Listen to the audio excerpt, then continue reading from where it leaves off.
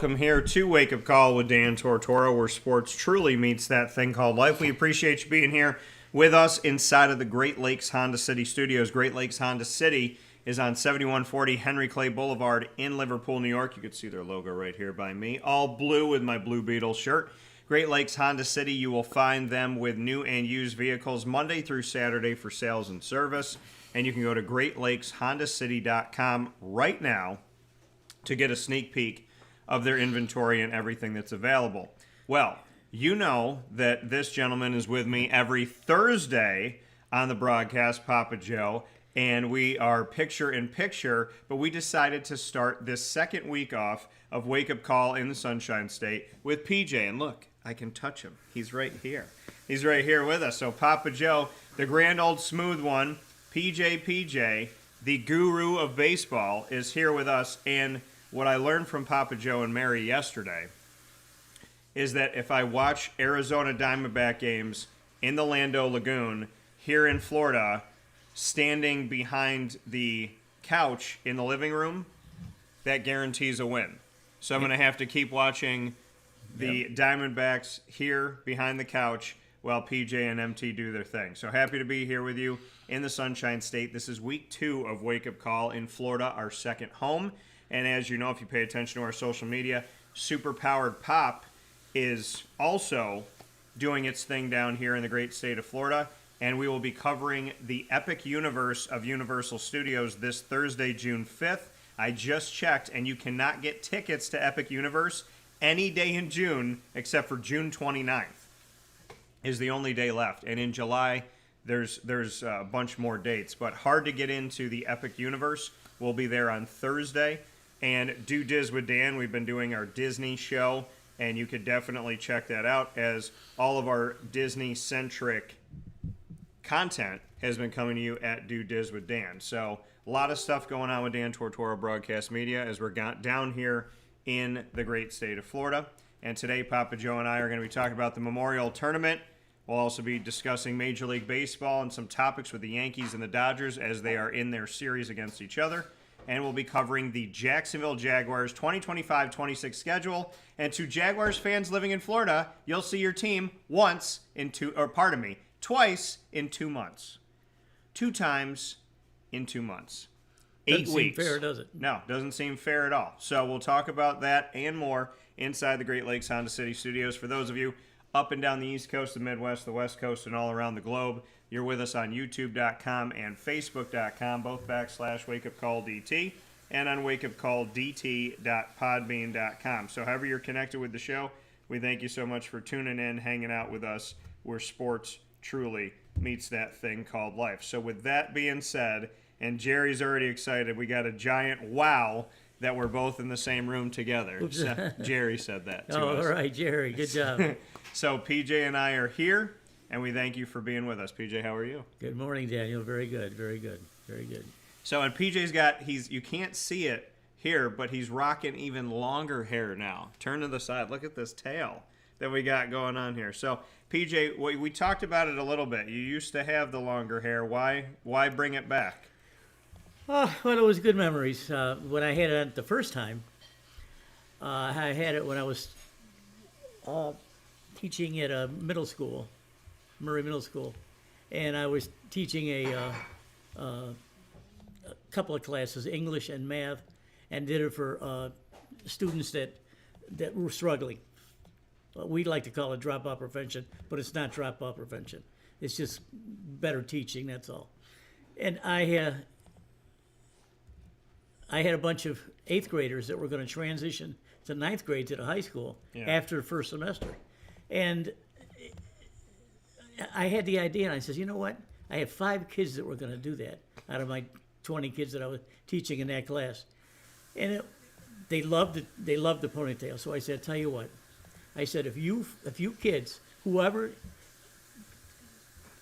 does the best and transitions to the high school during mid-year will cut off my ponytail live with the newspaper coverage. And that's what I did. So I turned sideways, and one of my best students cut it off. And so it reminded me of it. I don't want to go teach it again, believe me. Don't Don't get me wrong there. I don't want to go teaching again, but it's something that reminds me that I did something for a cause, and it was kind of fun. So I've come up with an idea now. Now what? Our YouTube channel that we're on right now as we broadcast live, we are heading toward 1 million views on YouTube. Get out of here. If we hit 1 million, can I cut your hair? No. No. So you're going to keep it? Yes. Well, for the time being. All right, we're going to keep the long hair. I like it. If I have to travel to Milwaukee, I may take it off. I'm not sure. Depending on what MT. MT likes it, but she doesn't like it. Besides, when I'm walking every day, because I got to exercise because of my neuropathy, and I have it all over the place. I don't want it tied down, so it's flying all over the place. And she said it looks terrible. And I says I don't really care. I mean, I'm just walking. I mean, I'm not at a fashion show or anything. So I don't know. Next time you see me, you may see me bird a little bit. Okay. But PJ's got it on now. So we got the longer hair going, and you've kept this thing going for a little while now. Yeah. Scottie Scheffler's kept winning going for a little while now. And in the Memorial Tournament yesterday, which we were watching here down in Florida, he takes the crown again. We're going to discuss a lot of things about this tournament, but I want to discuss the payouts first because this is insane. So the Memorial 2025 tournament, this is how much every player made. First place, Scottie Scheffler made $4 million yesterday. Second place, Ben Griffin, $2.2 million. Third place, one of my favorite names in the field, Sepp Straka, made $1.4 million. Number 4, Nick Taylor made $1 million. Tied for fifth place, Russell Henley and Maverick McNeely both made $800,000. Tied for seventh place, Jordan Spieth, Ricky Fowler, Tom Hoge, Keegan Bradley, and Brant Snedeker all made $603,200 for seventh place.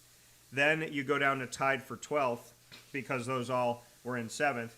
Harris English, Sam Burns, Patrick Cantley, Taylor Pendrith all made $415,000. And you keep going all the way down the line here. If you were in 31st place, if you were tied for 31st place, you made six figures. Justin Thomas, Adam Scott, Matthew Fitzpatrick, Sam Stevens, Tony Finau, Siwoo Kim, and Jacob Bridgman all made $114,857. It was only until you were 38th place that you made under six figures. So pretty nice, PJ. You could be in 31st place and go home with six figures yesterday. It's filthy money. It's just disgusting. But, the supporters and the sponsors, they throw this kind of money out there, and you see the crowd. I mean, the crowd was absolutely outrageous. I mean, I don't know how you can concentrate with that, several thousand people. There had to have been 15,000 people just around the 18th green yesterday. Scottie Scheffler just rolling along. Yeah. Never cracked a smile, never cracked a frown. Tee to green in the hole. He's unbelievable. I have a lot to say about Scottie Scheffler, so I'll start by saying that, folks, if you watch golf on television, you don't understand how difficult it really is, because you're watching it from a linear view. You're not seeing any of the undulations or any of the rolls and bumps and sand traps where you're in and you can't even see the fairway because the bunkers are so deep. Yeah, and when you look at, I do want to look at this side of it too. Scottie Scheffler has tightened his grip on the PGA Tour. He has gone above Rory McIlroy to the top of the season's earnings list. Scheffler, at this point here, at his win over the Memorial Tournament on Sunday, which was by a large margin, he collected that cool $4 million, has captured his 2025 earnings to $14.6 million. We're not even halfway through the year. Yep. And he's got $14.6 million, which puts him ahead of Rory McIlroy, who has $14 million. The American has participated in 12 events so far, raking in over $1 million in 5 of them. So the Memorial Tournament is, let me look at this. It's in its biggest to date, surpassing $3.4 million that was pocketed at the PGA Championship. It's also more than doubles earnings here. So he's passed Rory McIlroy in total earnings this season. And so, I mean, I guess two things, PJ. One, it's June 2nd, and Scottie Scheffler's already earned $14.6 million. Two, he's past Rory McIlroy. So your thoughts? God, he's, if you don't watch golf, like I stated earlier, you don't understand what the undulations of the course are, the depth of the sand traps, that you're tilting sideways just about on every shot, and the greens are like concrete. And it takes an extraordinary talent to do that and do it under par. Now, you've heard me say before on this broadcast that I was a good golfer. I wasn't a great golfer by any means. I was good. I cracked 70 a couple times, but you can't play these kind of courses these guys play, and a good player expect to even break 90. I'm telling you, in my good days, if I was teeing it up at Memorial, I can guarantee you that I would not break 90, and I was a good golfer. So you can't see that when you watch television, you can't see what's happening, which leads me to say that Scottie Scheffler is playing the kind of golf that we saw 25 years ago when Tiger Woods was playing. Fortunately for Scottie, he's a better person than Tiger, because Tiger's kind of a dirtbag. But Scottie Scheffler, you're looking at greatness, folks. I mean, you're looking at a clone, a bigger clone. He's 6'3", and Jack Nicklaus is something like 5'8" or 5'9". They play the same kind of golf. Scottie Scheffler is a left to right player. He hits what's called a high cut, which goes from left to right. And don't ask me how you do it, because you got to work your hands and things like that. You either hook it or you go straight, or you go left to right. And his stoic attitude, you never can tell if he's up or down. You can tell if he's 10 over or 10 under. He doesn't crack a smile. He doesn't crack an expression. He talks to his caddy, of course, all the time.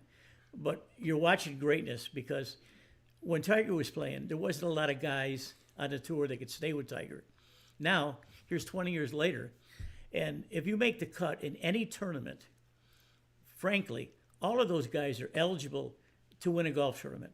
They won't, of course, but they're all eligible. These are all super, super good players. And for him to be on top of them and bury them just about every week by his monotonous golf, I mean, it's kind of boring watching a guy. I mean, tee to green to the fairway to the green to the hole. I mean, he's just extraordinary. And I enjoy watching him, because I love the way he hits the ball. And he just doesn't, nothing fazes him. And he's only 28 years old. I mean, he looks older because he's been around the block a few times. He had a tough beginning, but 5 years ago, he found himself. And he started playing well. Now he's been a number one player in the world for 3 years, and no one is close except for McIlroy. McIlroy, to me, is not an American. He's an Irishman. So I don't deal with that. Scottie Scheffler, folks, you're watching greatness. I mean, if you get a chance to tune him in, do that. You're not going to see him make too many mistakes. You'll see you see how his swing is made. You see how the impetus of the club into the ball, the giveits that he takes, and it's fun to watch. And what I used to do when I was younger and playing well, every time I'd watch a tournament, I was so fired up. I'd go out, run out the door, jump in my car. My clubs are always in my trunk, and I go practice, because I wanted to do what these guys were doing. Of course, I never could. But any kind of courses that I were playing at, they weren't long at all, because I wasn't that long of a player. I was long enough, but not long like these guys. These guys drive the ball 350 yards. I mean, I think there was 17 where Ben Griffin, who was playing with Scottie Scheffler, it's 340-yard par 4. And some guys drove that green to try to make an eagle. This kid, who's got game, by the way, Ben Griffin, you're going to hear a lot about him. He's a hell of a player. He stands in a tee box. Scottie Scheffler had already hit. He had an iron in the middle of the fairway. He didn't want to try to drive the green, because he didn't need to. He had a 4-shot lead. So what does Griffin do? He lines it up, gets ready to tee off. The hole straight away, there's water on both sides, and he threads the needle. It winds up right off to the edge of the green in the secondary grass. He chips up. He didn't make his putt. But that takes nerves. When you're playing the number one player in the world, and you tee it up and you try to drive a green 340 yards away with water, and trying to beat the number one game, and the kid did it. He's a good player. But anyway, there's no here or there. Scottie Scheffler will probably be the favorite at the U.S. Open, which is coming up. He'll probably watch the British Open. They call it the Open now. I don't. It's still a British Open. I don't know if he'll go over there and play that or not, but he seems to be unbeatable, folks. And you heard Dan express the amount of money that this guy made. Last year he made over $50 million, and his caddy, typically the caddies make 10% of what they earn if they win. If they don't, it's a sliding scale down. Yeah. So even a guy that came in last yesterday for $114,000. His caddy didn't get 10%. He probably got a sliding scale or something. But Scottie Scheffler is worth watching, and if you ever get a chance to see him play, you'd understand that. Now, I'm fortunate being in a part of the country where the Players Tournament, which is right down the road from us, 30 miles north of us at Sawgrass, and I've seen these guys play up close. It's a whole different ball game. You can watch a bunch of young golfers out there breaking par and things like that, but when you're watching the pros, there's nothing like it. It's a whole different ball game. Yeah, and Scottie Scheffler, when you look at what he did in this tournament in the Memorial, he had 13 straight pars to show on Saturday, and he had a powerful finishing kick, they call it now. He was 6 shots behind when he made the turn, had 4 birdies over the last 5 holes for a 4-under 68 in Muirfield Village, giving him a 1-shot lead when Ben Griffin missed a 3-foot par putt on the final hole. Scheffler said, quote, "I don't know what the scoring average was today, but I was definitely proud of the way I finished, and it was really challenging. Through 13 holes, I felt like I was playing really good, and I was only even par. Just a hard course," end quote. Now, Scheffler has won the last 8 times when he had the 54-hole lead, including 2 weeks ago at the PGA Championship. So looking at what he's done, huge, absolutely amazing.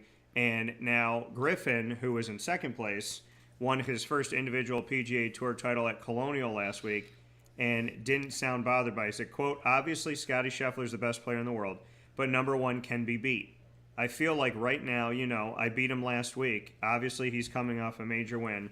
But yeah, I feel like he obviously can be beaten, and I've just got to keep the pedal down and make a lot of birdies because I know he's going to as well," end quote. So that's coming from second place Ben Griffin, who won at the Colonial that Scheffler was in right after the PGA. And I got a comment about that. Go ahead. And now he says, I know I can beat him, but also there was the notion that when some people win one of the 4 majors, they take time off, they take a week off, and Scottie, finished on Thursday and then went right back to playing on Sunday. Right. So Scottie decided to not take a victory lap, to not do any of that stuff, get right back into golf. Griffin beat him in the Colonial, and now Griffin's saying, hey, I'm number 2 to him, I could beat him again. No, I tell you, that's okay. When Scheffler made those 4 birdies in the last 5 holes on Saturday, he went from he wound up with a 1-stroke lead at the end of the 54 holes. Anyway, Ben gets up there and starts talking, describe what you just talked about how you beat him last week. Now Scheffler's sitting back listening to all this stuff, and that's what Tiger used to do: sit back and listen to all this stuff, and then the next day go out and just pound everyone, including poor Mr. Griffin, who wound up losing by 4 shots. And I'm sure Scheffler's saying, "Well, kid, that's what you get. That's what you get for trying to toss me around. You can't do that. You can't talk that way about me." He's not going to say that because that's not Scottie's temperament. But he's saying, "Okay, kid, I hope you learned a lesson this week." And the kid's a good player now. I'm not. He's got game. I mean, he's won twice this year. Once in a pair championship where he had a partner. Yeah. And the second time was when he, quote unquote, beat Scheffler at Colonial. So Ben, you got to watch. You got to watch what you're talking about. Watch who you're talking about, because the next time you play them, you may be paired with them, and then you're really in trouble. And what it's called is locker room material. So yeah, right, pin-up material, right. Griffin became the only player this week to reach 10 under par when he ran off 3 straight birdies starting at number 6. And then he gave it all back with 4 straight bogeys, 3 of those bogeys from either the fairway or the tee box. Now, Scheffler said, quotes, "I did see that Ben got to 10 under, but it's not going to change my play in the middle of a Saturday. This golf course is really challenging, and no leads safe around this place. I knew if I kept going and played a decent round, I would be in somewhat of a position to chase him down tomorrow," end quote. Now, he holed a 10-foot birdie putt on the 14th, his first of the day, following getting on the collar of the green at the par 5 15th for a simple birdie. He hit 7-iron into the wind to 8 feet for birdie and closed with one last birdie from just inside 15 feet that ultimately gave Scottie Scheffler the lead. He's no longer chasing. Now, Jordan Spieth also was in the chase, tied with Scheffler in second place at one point until he failed to save par from a bunker on the 17th and drove into the creek on the 18th for a closing bogey and a score of 72. He was 5 shots behind, and that's where Spieth said, now, if you take a look at that, Spieth ultimately had this to say, quote, "The bummer for me is Scottie's at 7 or 8 under, and you can't count on him shooting even tomorrow." So it was take something special, but all in all, just trying to shoot a few under each day out here, end quote. So that's what we see. So Spieth had a moment there. Ben Griffin had a moment, but ultimately chasing down Scottie Scheffler, and nobody caught him. So, PJ, my question to you is, this year, in general, will anyone catch Scottie Scheffler? Well, it depends on the golf course, of course. It depends on. Remember, he got hurt over the holidays. He got hurt in a kitchen accident when he was carving up a turkey or something like that. He wound up cutting his hand, and he had to take a couple months off to get it amended. So he didn't start out the year on fire. In fact, he didn't play at all. He didn't play the Hawaiian tournaments at all. But once he got going, he got rolling. No, you're not going to beat him. He's not going to beat himself. Let's put it that way. He's not going to hit it in the water. He's not going to hit it in a sand trap where he can't get out. He's not going to 3-putt. I mean, he will on occasion, but he's just super focused. And it's monotonous if you're probably his caddy. I mean, he sees the same thing, tee to green. I mean, he's just monotonous. To answer your question, I don't think anyone will beat him head and head. Now, as you stated earlier, every tournament he's been in front after 3 rounds, he's gone on to win. And that will continue. You're not going to beat him. He won't beat himself. You got to go out and beat him. Yeah, and looking at history, and you brought up Tiger Woods a little bit ago, there are only 2 players who have ever defended their title at the Memorial Tournament in back-to-back years. Those 2 players in the history of golf are Tiger Woods and Scottie Scheffler. Tiger Woods won 3 times in a row at the Memorial in 1999, 2000, and in 2001. Scottie Scheffler has now won in 2024 and 2025. Your thoughts on the fact that Scheffler and Woods are the only players in the history of golf to win back-to-back years at the Memorial Tournament? Well, Tiger Woods is supposed to be the best player of all time. I'm not going to dispute that and argue that right now, because I think Jack Nicklaus was better than he was, because he hasn't got as many majors as Jack Nicklaus does. But Tiger was another guy that you couldn't talk junk to. You don't make a mistake. I remember he was playing a tournament in Canada, actually, and it was Stephen Woods, was the guy that was talking some junk after 54 holes, and I think the next day Tiger won, beat him by 8 strokes or something like that. So you can't talk junk to Tiger, because he was a egomaniac. Scheffler is not that way. He's a good person, frankly. He didn't have a bunch of sagas that followed Tiger around and drunk and running into things and whoring around. That's not what Scheffler is. Scheffler is a regular guy. He's a father. He's a husband. And his father taught him years ago. He's had the same coach ever since. There was a story when the coach, I forgot his name, and I apologize for that. But this is a story that's really cool. There was a head pro, and he was teaching some people how to hit and how to line up and things like that. And on a corner of his eye, he watched a kid that was hitting the ball, and he was hitting the ball flush, what we call pure. He was going left to right. He was going right to left. He was aiming at something, and he hit it. And the kid was Scottie Scheffler. He was 7 years old. 7 years old. And that guy is still his coach, and you can see what's happened over the years. That's a true story.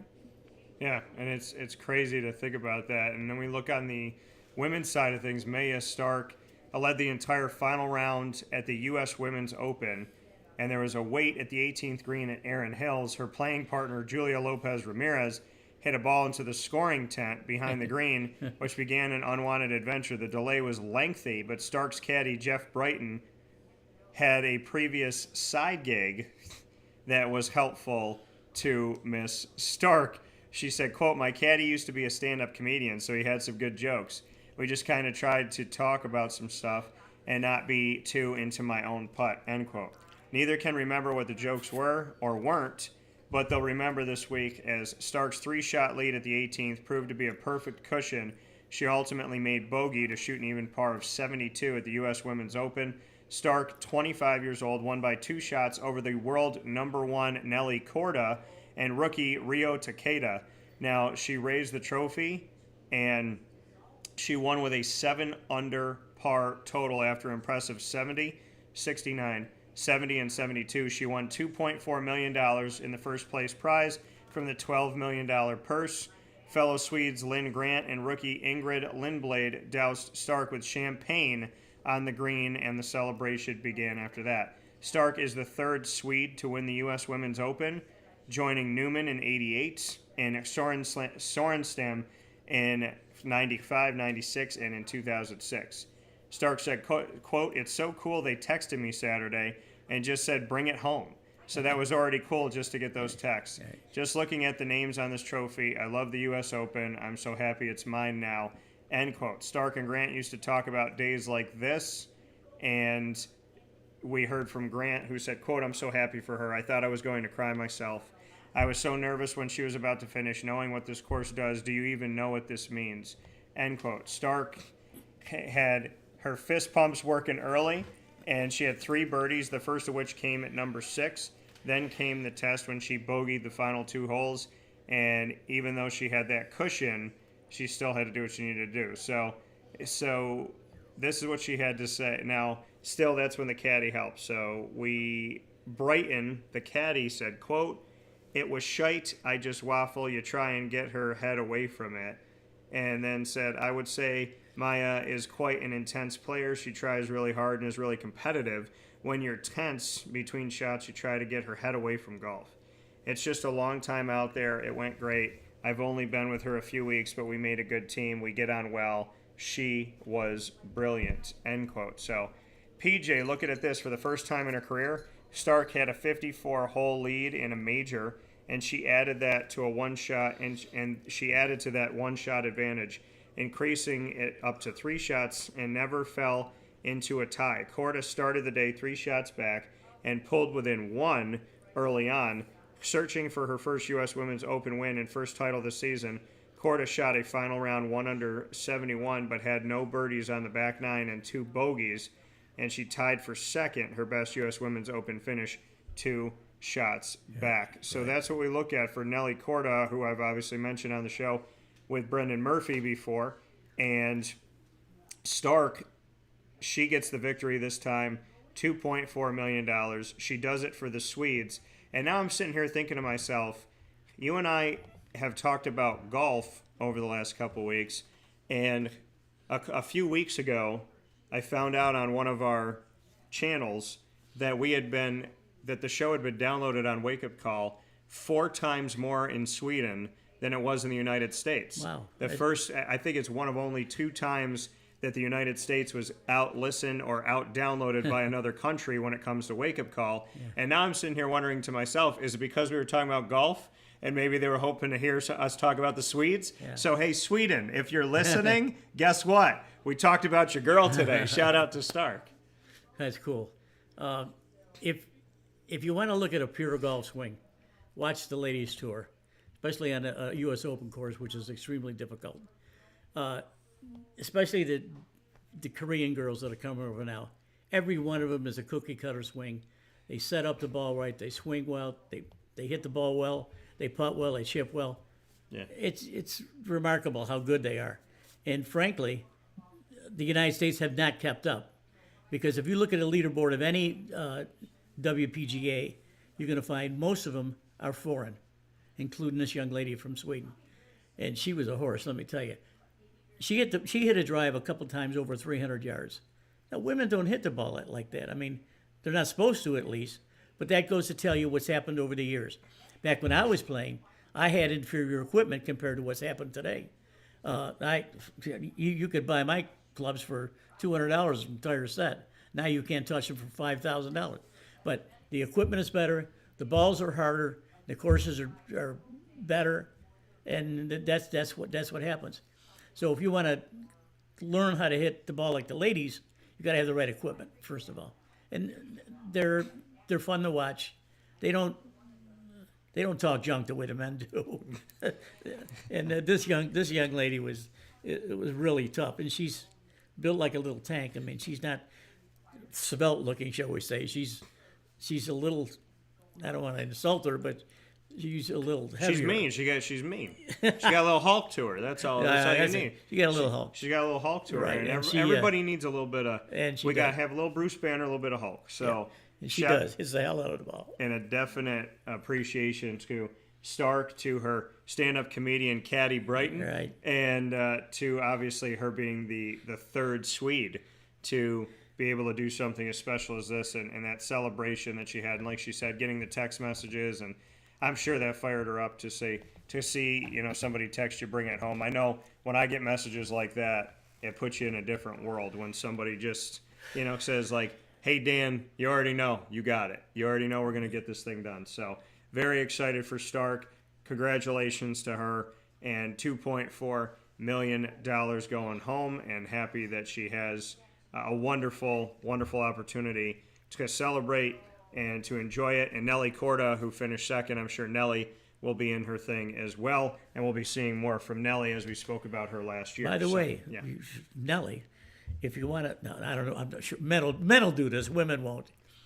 But Nellie is one of the featured ladies on the swimsuit edition from Sports Illustrated. So not only is she a talented golfer, she's a pretty nice looking lady, I can tell you. So Nelly Corda, yes, she definitely, and she put herself in the news, and now it's Stark's time to be at the center here of everything. And shout out to watching from heaven, Sparky. Yeah, that's right. We miss Sparky. I used to have Cinnamon Toast Crunch in the morning with my man Spartacus. So we miss you, Sparky, and we know God's giving you a little bowl of Cinnamon Toast Crunch today. That's right. We'll take a step aside from the Great Lakes Honda City Studios. Wake Up Call with Dan Tortora has been spending not 1 week, but has now started off our second week in the great state of Florida. You know it is our second home to be here in Florida, and Wake Up Call with Dan Tortora is very proud to bring the show to you. And thank you so much for being our second home. Do Diz with Dan and Super Powered Pop. The whole family's down here, and we're happy to be here with you. Of course, my co-host of Two Mics No Filter, Andrea, she's down here in Florida as well. And Comic Book Trails might be showing its head. We might do everything down here while we're here in Dan Tortora Broadcast Media's stay in the great state of Florida. We'll be back right after this fast break, and we appreciate you being here inside the Great Lakes Honda City Studios.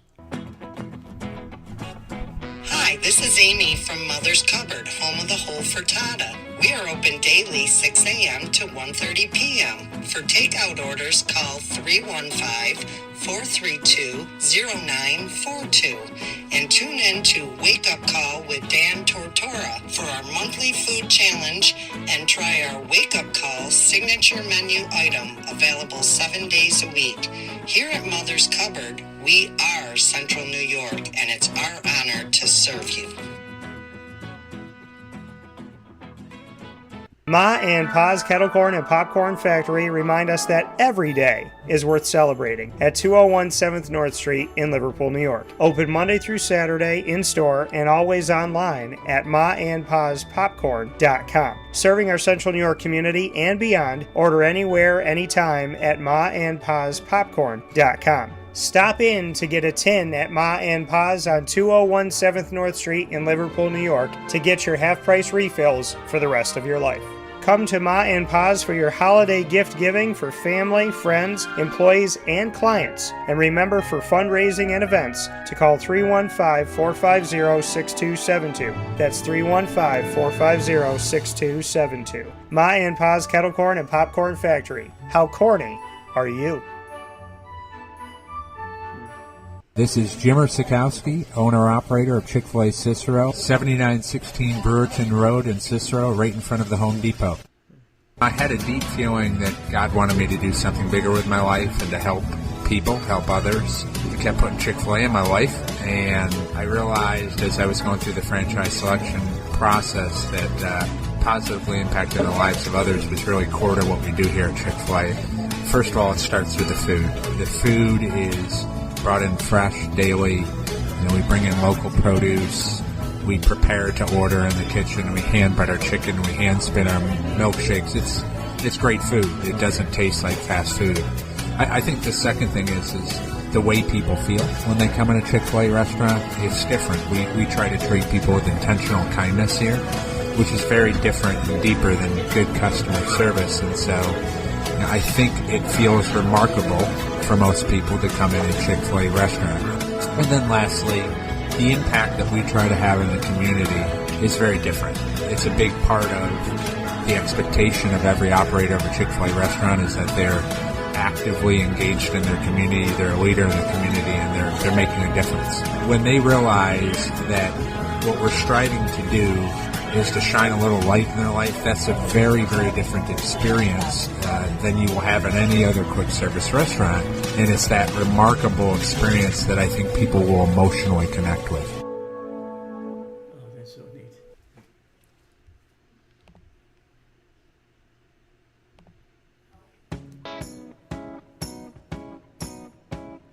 In these unique times, there are those in our community that give us a sense of normalcy and positivity. Pizza Man on 50 Oswego Street in Baldwinsville has been here for you for over 35 years and is here now. Call 315-638-1234 or order online at pizzamanbville.com to bring those familiar tastes into your home. And remember to come see our monthly on-site broadcasts centered around the community and our Baldwinsville Bees. Pizza Man in Baldwinsville. Any way you slice it, they are always here for you.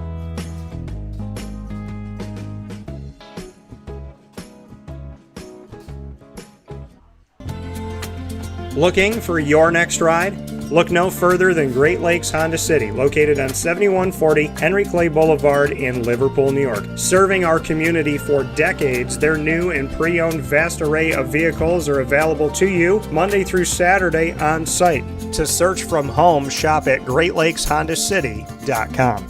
Call 315-365-5576 to set up an appointment. That's 315-365-5576 for Great Lakes Honda City, 7140 Henry Clay Boulevard in Liverpool, New York. Great cars, great people, Great Lakes. All right, you need to come out here and get yourself the Brooklyn Pickle. I was talking about this with one of my buddies. I was like, yo, there's no better sandwich in the state of New York than the Brooklyn Pickle. And now that I found out that they're going down to North Carolina, We are taking over your taste buds everywhere you are, wherever you're gonna be. You need to get yourself out to the Brooklyn Pickle. Pinehurst, you just realized that you found yourself the best sandwich shop that you're ever gonna have. This is a glorious moment. It's a blessing to your community. You're welcome. Brooklyn in the house, baby. Go over to the Brooklyn Pickle. You already know what it is. You heard the man. Head to Brooklyn Pickle Pinehurst on 1788 Old Morgantown Road in Southern Pines, North Carolina.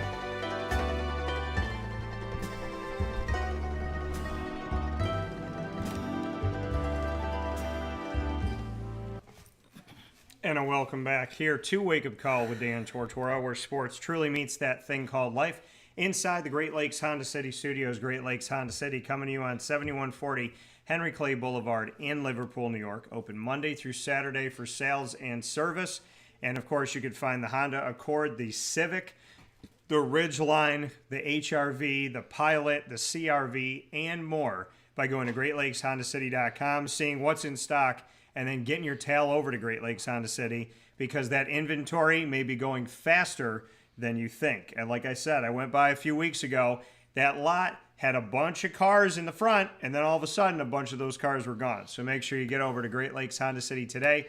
Let them know that DT sent you and go get yourself a new ride. My dad just brought home his blue Honda Ridgeline 2025. And, of course, my 2025 black on black Honda CRV is awesome. I love the new model. It's manly. It's got a little flair to it. Kind of looks like a car the Punisher would drive, and that's why I like it. So make sure you get out there and get yourself something from Great Lakes Honda City today. And of course, I want to thank Honda as a company for their safety with their vehicles, as my first ever Honda CRV that I had arguably saved my life and helped me from not being paralyzed. So from saving my life to also making sure that I didn't end up paralyzed in a car accident when I was hit by a drunk driver. The way that the Honda frame is built arguably protected me and protected my safety and my well-being, and the fact that I'm even here. So thank you to Honda, and thank you to Great Lakes Honda City for all that you do. We appreciate you. With that being said, PJ and I are jumping into the baseball world, and I had some thoughts as the Yankees took on the Dodgers in their series here. Yankees and Dodgers going up against each other. We know that this is a replay of the World Series. And yesterday, the Yankees got after it. They won the game to start off June 7-3. Their bats were hitting early. And the Yankees, when you look at records this morning, this is how, think about this, how close this is.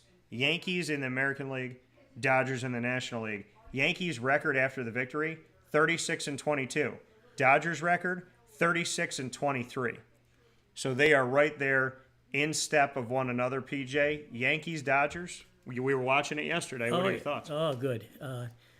I had seen Yamamoto, who was another one of the prized possessions that the Dodgers signed for, $250 million or something.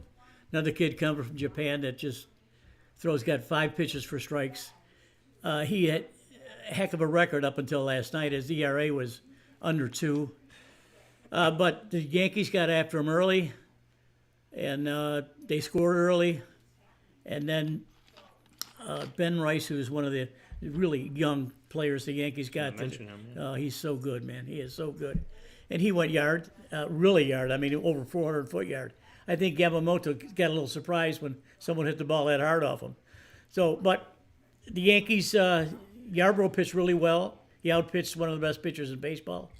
And the Dodgers were a little bit flat. So, that's the way it is. They're going to be playing. There's a chance that they could meet at the end of the year probably. But you have to go through too many hoops to do that. The Dodgers have got a very formidable task ahead of them. If they can stay above the teams that are under them in the Western Division, those guys are serious teams, including Arizona, who we saw yesterday. Arizona won 3-1. Actually, scored all their runs in the first inning. That's right. It's a 3-run homer, and that's all it took. So it's good to watch the Yankees and Dodgers play early in a year like this. And I'm sure that the Yankees can shore up their pitching a little bit. They don't need any help with hitting. That's for sure. Neither the Dodgers. Dodgers, Gonsolin now went on a RL. He almost pitched a complete game the other night, beat the Yankees, and he's hurt. I don't get it. And of course, I'm watching Corbin Burns, one of my favorite players from the Brewers days. You throw it into the fifth inning. All of a sudden, he throws a pitch and he stops, and he turns around, he holds his arm, and he yells at his bench, "Come on out here!" And that you don't want that to happen to anyone, because Corbin Burns won with Milwaukee. He was a brilliant pitcher. Got a cup of coffee with Baltimore last year. Almost won the pennant with them. Yeah. Now he's got a several $100 million contract with Arizona. But if he's hurt, and if he's hurt in the elbow the way the Tommy John surgery is, he's going to be out for a while. So we'll find out what the results are going to be this morning. Yeah. So praying for Corbin Burns and for the Diamondbacks, and hoping that everything will be okay and that he'll be well and stay well. The Yankees in this series with the Dodgers on the road in Los Angeles, over on the other side of the country, they were outscored in the first two games by the Dodgers 26-7, losing 8-5 in game one, 18-2 in game two before winning 7-3. Your thoughts on that, PJ? I mean, the Dodgers came out, they had a close game, 8-5, and then in that second game that I was here for, we got to see the Dodgers just absolutely annihilate. That looked like they were going to score 20 runs in the game. Yep. They beat the Yankees 18-2, and then the Yankees get the best of the last one, but the Dodgers win the series 2-1. They have short memories, these guys. You lose 18-2. If you lose 18-2 or 2-1, what's the difference? You got an L. An L, you throw it, you forget about it. Sure, you got killed, but it's just one win. It doesn't make any difference what the difference is. You lost. The next day, you just start all over again. That's all. I don't think it means anything to these guys. And, of course, the Yankees came out, which they should have, last night, and beat a really good pitcher early, and they kept it going. So they got the momentum going forward. The Dodgers got the remembrance of the first two games in the series, and one that they really pasted the Giants or the Yankees 18-2.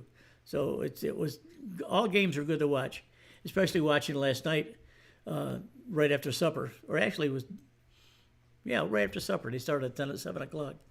It was a hell of a game.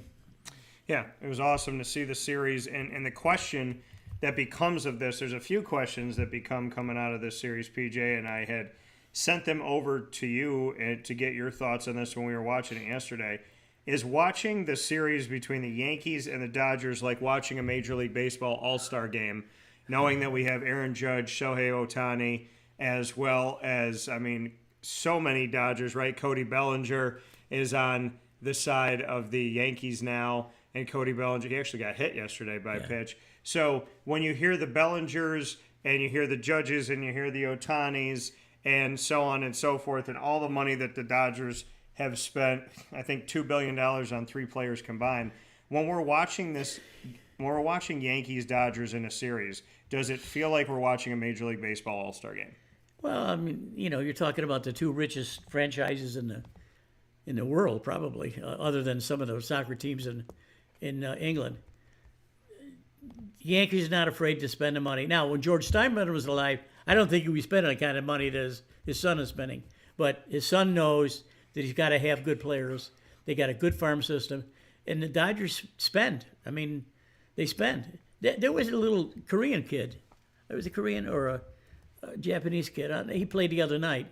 And he's a little short guy, a little small guy. Wound up hitting over 30 home runs last year, whatever league he was in. Was it the Korean League, Japanese League? I can't remember.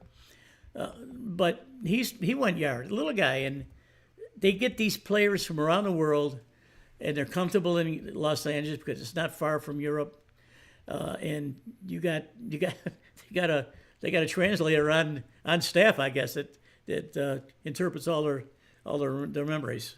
So it's fun to watch. Yeah, they definitely. Looking at what the Dodgers and the Yankees have done, what they did last year. Obviously, the Dodgers took care of the Yankees in short work in the World Series.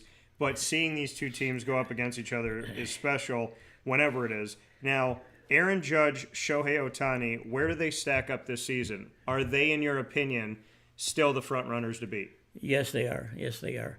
There are some other players that come close to Ohtani, and Ohtani hasn't pitched yet, and I'm not sure they're going to let him go. He's supposed to face live hitters again this week. It looks like he's rounding into shape. I'm not sure they chance that. The world wants to see him play. The world wants to see him pitch. Yeah. And you know, you gotta let these guys play. And if the kid if he's healthy and he feels good, then let him throw. I mean, if he throws his arm out, big deal. They got him for his hitting anyway, and pitching, of course. Right. But hitting he's incomparable. Also, he's got one statistic that a lot of people don't understand, is that he's got a chance to score 170 runs in a season. Now, we only play 162 games. There's a chance that he could score 170 runs. Unheard of. Not only does he hit the ball far, he pitches well, he steals bases, he does this. Now, he's got another record, which could be one that will not be eclipsed, is if he gets 170 runs. That means because he leads off, he either hits home runs or he sets the table for the rest of the team to score, and that's how good he is. I think he's incomparable. Judge is a hell of a player. Judge plays baseball, though. You know the way I feel about that. Judge is out in the field. He's catching fly balls. He's throwing runners out at the plate. He's stealing bases. He's hitting home runs. He's hitting for average. I mean, Judge is the best in the American League. Probably those two players will be synonymous with greatness, period. Yeah, and you talk about those players synonymous with greatness. The Colorado Rockies, the opposite of what's going on right now. Third fastest team to lose 50 games in MLB history. Another series, another sweep. The Colorado Rockies making history on the wrong side of things. They fell 5-3 to the New York Mets on Sunday to extend their losing streak to 8 games. It's Colorado's fourth 8-game losing streak this season. Fourth 8-game losing streak this season. So just take a note of that, folks. The Rockies are 9-50, the worst record through 59 games of any major league team in the modern era since 1901. They've been swept 10 times in 20 series, tied for the most sweeps through 20 series with the 1962 Mets, the 1970 Milwaukee Brewers, sorry, Mary, and the 1994 Athletics. Now, going even deeper, the Rockies are the third fastest team to lose 50 games in a season, behind only the Kansas City Unions of 1884 and the Cincinnati Red Stockings of 1876, who got to 50 losses in 57 games.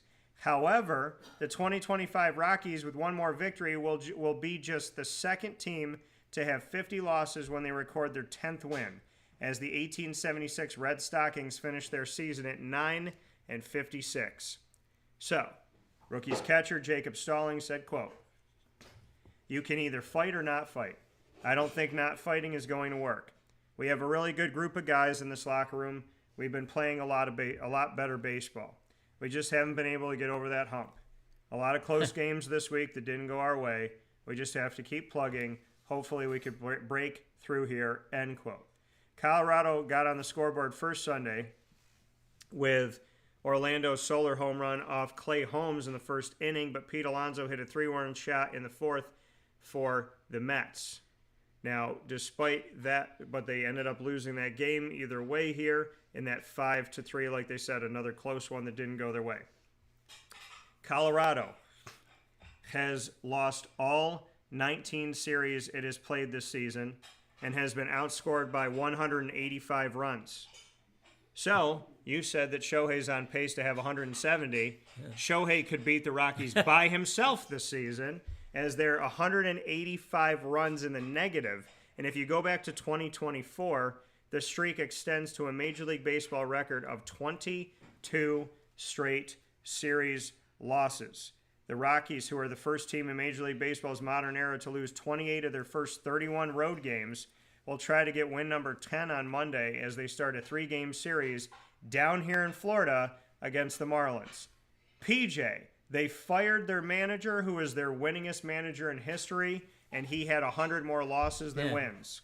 Now the Colorado Rockies continue to make history that has not been connected to since the 1800s, when the Reds were named the Red Stockings. Your thoughts?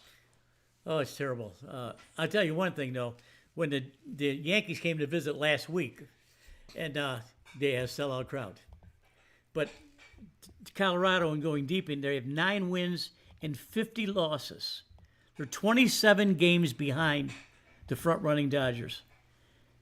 They're 6-22 at home, 3-28 away.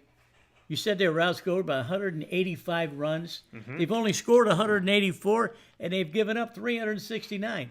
How can you win that way? You can't even be competitive. 369 runs in 59 games. That's right. 100, right. That's crazy. It is. It's embarrassing. The losing streak is 8. The last 10 games, they were 1-9. So, folks, where are you going with that?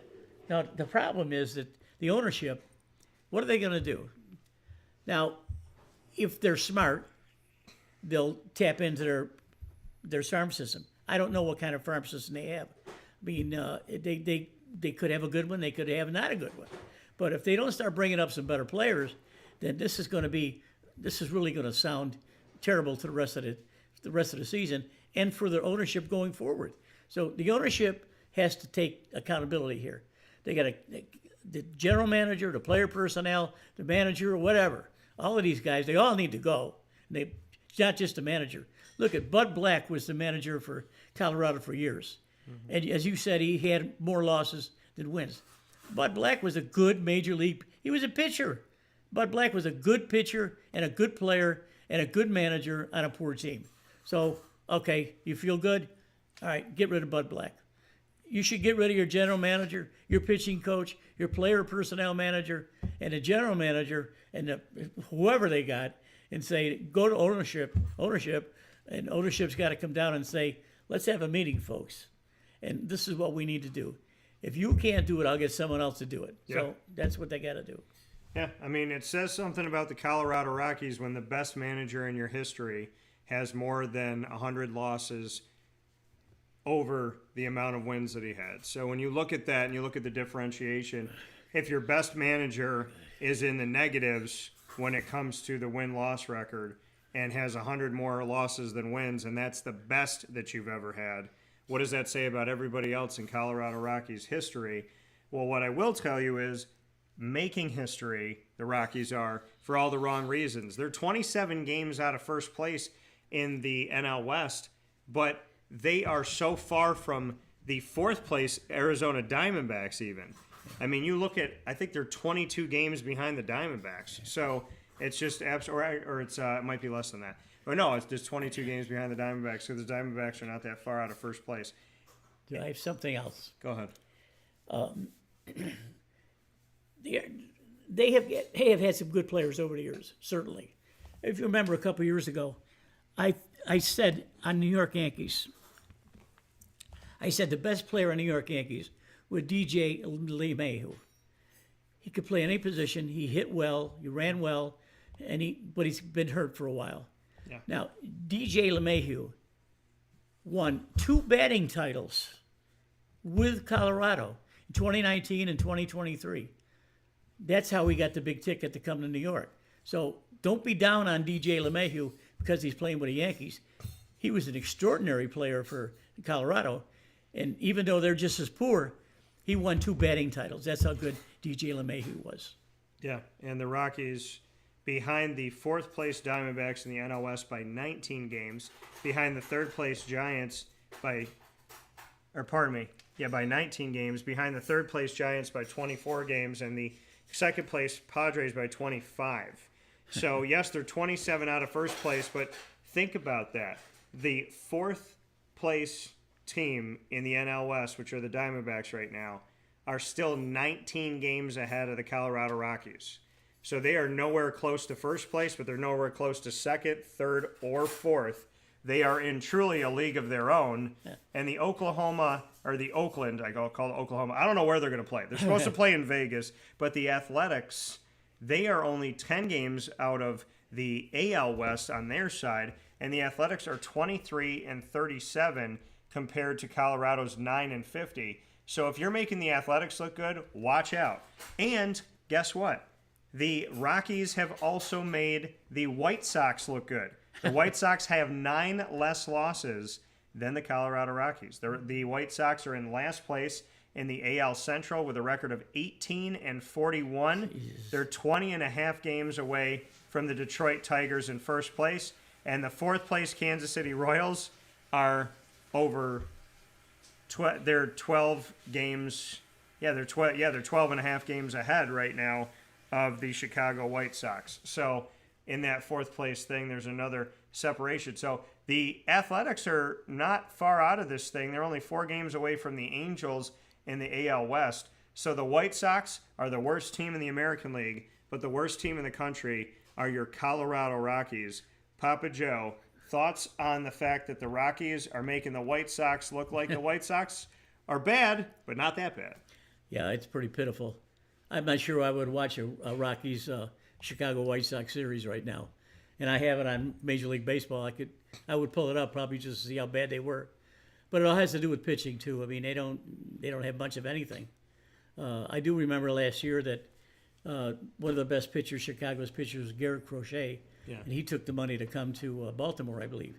So they don't have bad players, they don't have real good players, and sometimes the really good players go to some other team, and that's what happens when DJ LeMahieu left Colorado and went to the Yankees, and with Crochet going to Baltimore. There's no adjectives to describe how poor these teams are, and just not a lot of fun watching them either. But they have their pride, and they say, "I'll shake it off." Say, "Okay, so we lost this game 10-1, so we could have lost 2-1 too. It doesn't mean a loss is a loss. Go back to the clubhouse. Next day, start all over again."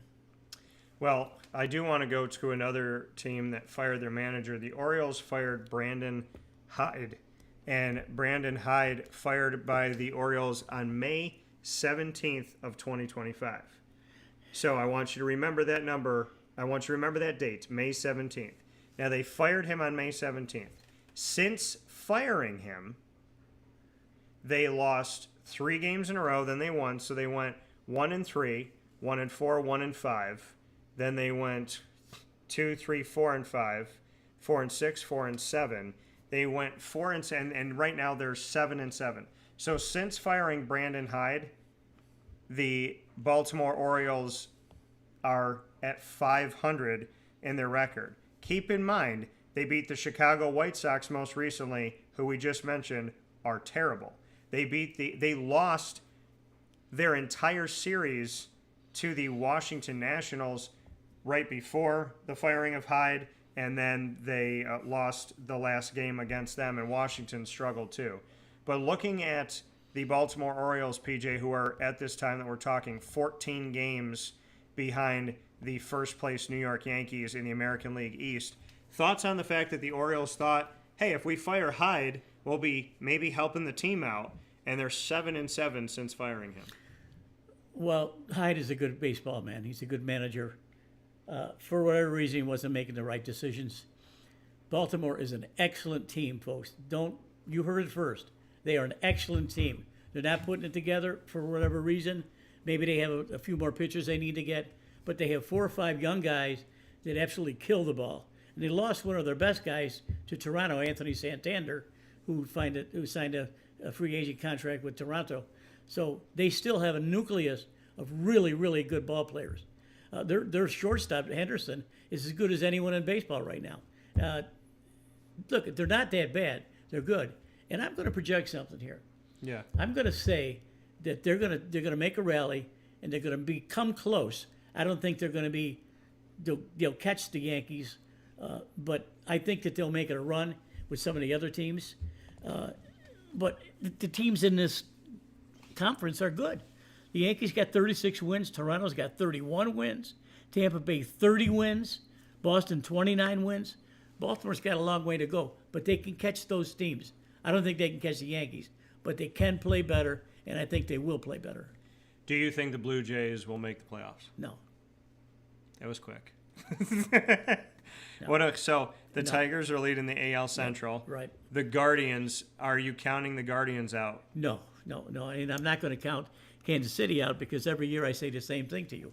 Kansas City is the best team in this league, except this year Detroit is knocking everyone upside down. I think Kansas City makes it. They're just too good, too, and they have excellent pitching. The West is Seattle, Houston, and Texas Yep. always fighting each other. Yep, I think Houston will probably win that division just like they have the last 3 or 4 years. Space City. Yep. Yeah. And I look for the Central Division to really come through. Cleveland's playing much better, and I think this year, Jose Ramirez. You've heard me talk about him for years. He's the best player Cleveland has been for 8 years. He's always in the talk for most valuable player. He just comes up against a guy like Judge or someone else. He's truly amazing. He's hitting over 300 now. He's hitting home runs. He's hitting RBIs. He's just a great player. And Cleveland will ride him as far as they can take them. But Kansas City, I think, will make a rally, and they'll come up through the ranks. I know they're 8 games behind now, but I think that Kansas City eventually will follow Detroit into the playoffs. Yeah, and it'll be interesting to see how, like we said, we're talking about where we're at in games right now, around 60 games for teams. If we go to the National League, I know Jerry asked us to not talk about the Phillies. He's upset right now. Oh, Milwaukee swept them 3 games. They were terrible. They were awful. Jerry, what's up? Oh, my goodness gracious. Yeah. You don't expect Philadelphia pitchers to be hit as bad as they were against the Brewers. The Brewers are a good team, but come on. Now, Phillies, they were going to walk through, in my opinion, before I started putting things together 3 or 4 months ago. I thought they would walk right through this whole division, including the Mets, and they have not done that. However, they're in second place, only a game out, because the Mets aren't playing that much better anyway. So I look for Phillies losing a series to Milwaukee. It's not that bad, Jerry. Let's have a little faith. They got it. Plus, Bryce Harper wasn't playing because he got hurt. So they're another team. There's a lot of players, a lot of good players. So I look for Philly to make a rally, and probably the Mets have the best pitching in the National League right now. I think Philadelphia is second with pitching. Yeah, and the Mets, they started off this season in first place, stayed in first place, kept somewhat of a cushion with the Phillies. Then they lost first place last week when you and I were talking. They gained it back due to the Phillies' play against the Brewers, and so the Mets are above them, like you said, by a game. The Nationals are now above the Braves. The Braves have dropped to 4th place in the National League East. The Braves are 27-31 at the time we're talking. They're almost 10 games back and barely above the last place Miami Marlins. What's going on with Atlanta, PJ? I don't know. I don't understand it. They got great players. Elcia, Albies, Matt Olson, his home runs. They have good pitching, although Spencer Strider, I think, got hurt again. So it's going to be a long road for Atlanta unless they find some pitching. I'm always complaining about these teams not having the right mix to play. There are some times when you're the manager or the ownership say, listen, I'm going to put my foot down. I'm going to go to general manager. I'm going to go to the major leagues, and I'm pulling up 3 players for you guys. So, manager, you knock out 3 guys because I'm bringing 3 guys up. So that's what they got to do. Now, in saying that, Kansas City, who hasn't played that well this year, they're playing good, but not that well. They're bringing up the minor league player of the year, Jack Caglione. Go Gators. That's who he was. Wait, you're going to talk about the Gators and you're not going to show people our show and tell this morning? Oh, I will. Okay. But I wanted to break this point. Yeah. Kansas City bit the bullet and said, okay, look, this kid, maybe he can't hit curveballs, but we got to bring him up. So starting today, he's up with Kansas City. So anyway, what the point I'm trying to make is the general managers and the ownership has got to make these decisions and make the manager say, listen, we're bringing up Caglione, okay? We're bringing up another guy, which they are. You got two guys that can knock off the roster. Either you dismiss them, allow them to go free agency, or relegate them back to the minor leagues. It's their choice.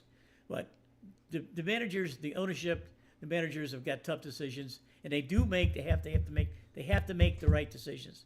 Daniel fussed at me a little bit, and this is what Daniel has done for me. What does that say, folks? National champions. That says national championships, Florida Gators. Daniel brought that back for me. I'm going to put that on my shoe tree. To celebrate the 2025 NCAA Men's Basketball Division I Tournament Championship for the Florida Go Gators. And on top of that, they're losing 3 players off the championship team, but they're all seniors, and they went. Clayton, I think, got picked 21st or 22nd. The rest of the team is coming back. So, folks, the Gators are going to be loaded. You're going to hear it here now. They're going to make the tournament easy. They'll make the Final Four. I'm not sure they'll win, but I like their chances to repeat. Papa Joe saying, go Gators all the way back to another championship. So some good stuff coming up here, and a Gator hat in the house right now. So another Gator piece to right here at the Lando Lagoon. We're going to take a step aside for a fast break when PJ and I come back. By the way, you can answer a poll that I just put up. You know that PJ and I put polls up on social media all throughout the year. You can go to X, the former Twitter, @CallDT. I'm also going to add it to Facebook today. But Twitter, X, whatever you want to call it, @CallDT, that's CALLDT. Vote in our poll that I just put up. Head to head, who would you take? Tiger Woods or Scottie Scheffler? I want to get your thoughts. We'll be back after this fast break as PJ and I stay on the field, but shift gears to the Jacksonville Jaguars. $1.4 billion renovation. What's going on with the Jaguars? What does their roster look like? And is Mary T going to have to play offensive line? Because we don't have anybody, MT. We need guards. They got tackles and they got a center, but they don't have guards going on right now. We'll talk about all that with Jacksonville coming up right after this fast break on Wake Up Call with Dan Tortora inside the Great Lakes Honda City Studios. Stay with us. Here's a message from Renee from Brian's Landing, located on 6523 East Seneca Turnpike in Jamesville, New York. Open Tuesdays and Wednesdays for dinner, Thursday through Saturday for lunch and dinner, and Sundays for brunch. It's a lot like the way that my mom and dad ran their restaurant. We have put in place a lot of people that are family to us, very similar to how my dad hired people that were family to him. And then the tradition I'm carrying on is a lot of the items that are on our menu are my dad's. And he taught our chefs how to recreate his dishes. So I think that Tommy McInerney, who our executive chef is, to him it is an art. And I think that when he does create a dish, it's not just about making the food taste delicious, which is definitely our priority, but it's an art to him, and it's almost like his canvas on a plate where he just wants the colors to look great, and people love it because he takes pride in that. And Brian and I appreciate that. We want it to obviously look good and taste good. I will tell you, when we opened up, it was 6 weeks before COVID. And what was amazing was the community, our friends and family stepped up, and everybody did takeout. Everybody supported us. Our hearts were just so filled. So to Brian and I, obviously our friends come all the time, and we just have repeat customers in Jamesville, and I think people going to our previous restaurant in Green Lakes are making the trip to come to Brian's Landing to support us. And I mean, I think we have great food and a great atmosphere. So it's very, very important to us. Head to Brian's Landing, located on 6523 East Seneca Turnpike in Jamesville, New York, where memories have become recipes that are now meals to share with you. Tuesdays and Wednesdays for dinner, Thursday through Saturday for lunch and dinner, and on Sundays for brunch. And be sure to come out for live music Friday, Saturday, and Sunday.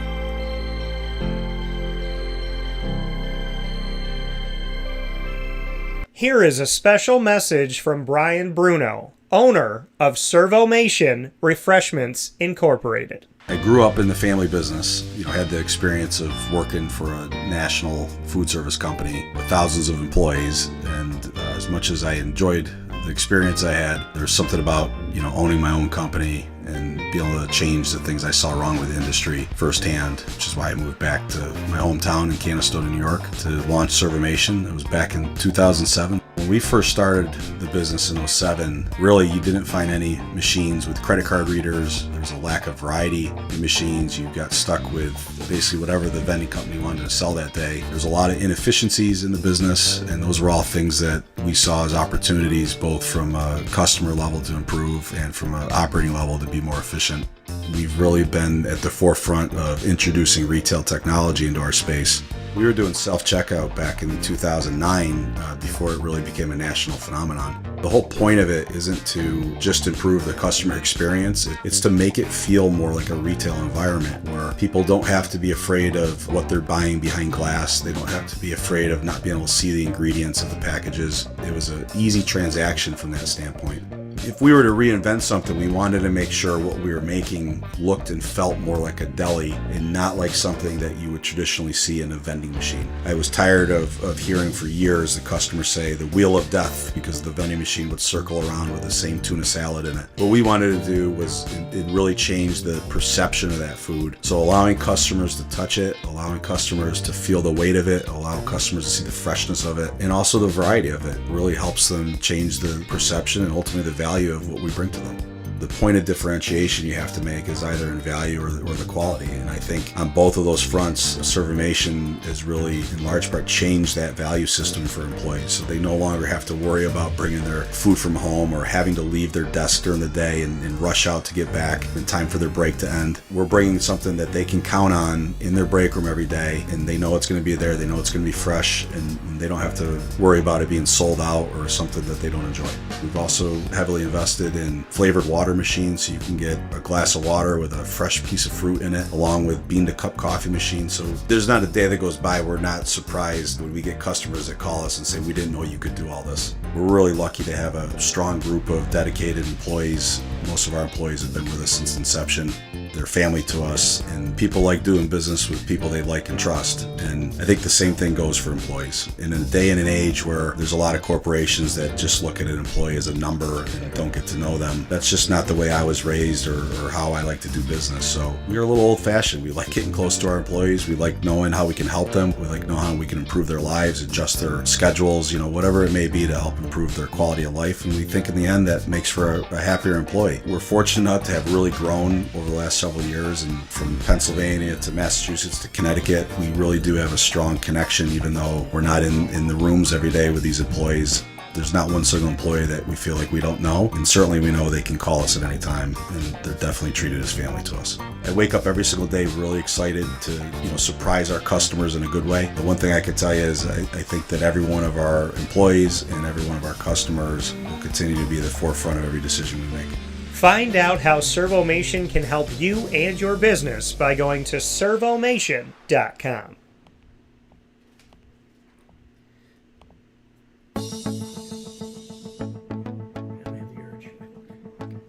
Avicoli's, located on the corner of Route 57 and Wetzel Road in Liverpool, New York, has been your trusted neighbor for decades. Located just steps from Liverpool High School, we're happy to have the Liverpool Warriors on-site, on-location broadcast at Avicoli's through Wake Up Call with Dan Tortora every single month, featuring student athletes, coaches, and administration throughout the year from Liverpool High School. Head out to Avicoli's today on the corner of Route 57 and Wetzel Road in Liverpool, New York, open Tuesday through Sunday for lunch, dinner, and drinks. We'd love to see you out there, and of course you can call them at 315-622-5100 for takeout, delivery, and catering. That's 315-622-5100, and also find them on myavicolis.com. That's myavicollis.com.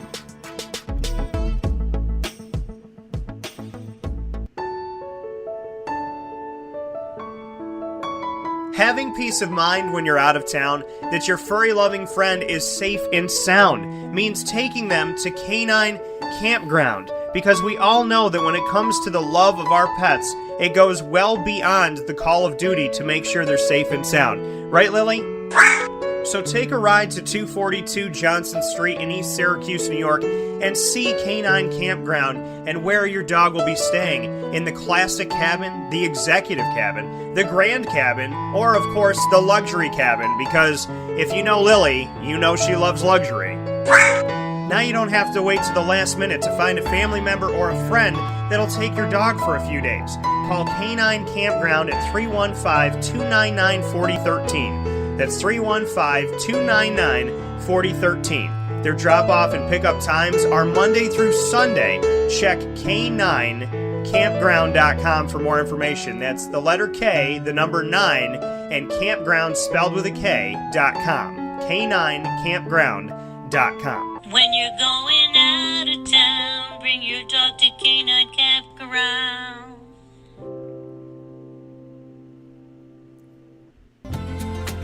Looking for your next ride?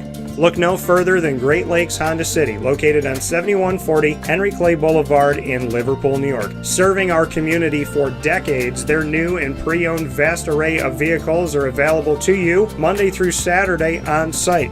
To search from home, shop at GreatLakesHondaCity.com. Call 315-365-5576 to set up an appointment. That's 315-365-5576 for Great Lakes Honda City, 7140 Henry Clay Boulevard in Liverpool, New York. Great cars, great people, Great Lakes.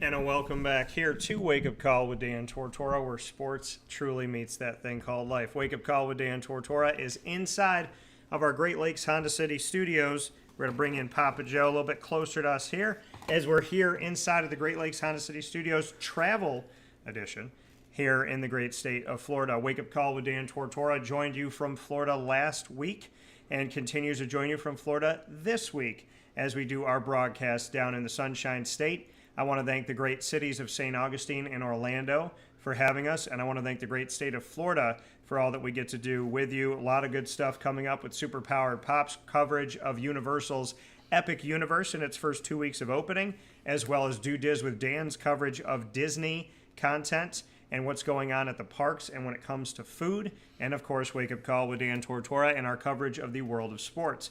Papa Joe is here with me, typically picture-in-picture on Thursdays, but now I can touch him because he's literally right here. PJ and I spoke about the Memorial Tournament as well as the Women's Open on the U.S. side, and we have spoken about Major League Baseball. Now it's time to get into that cat that you see right to our right, the Jacksonville Jaguars. And the Jacksonville Jaguars, they have their schedule that's come out within these last couple weeks, but I wanted to wait until I was physically here with Papa Joe to discuss it.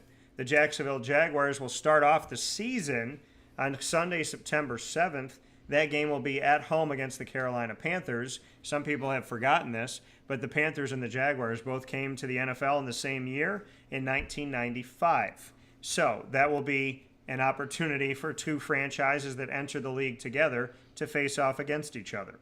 Then the Jaguars will travel on the road to visit Joe Burrow and the crew in Cincinnati. Then they'll come right back home to face off in their first divisional game in the AFC South of the season against C.J. Stroud and the Houston Texans.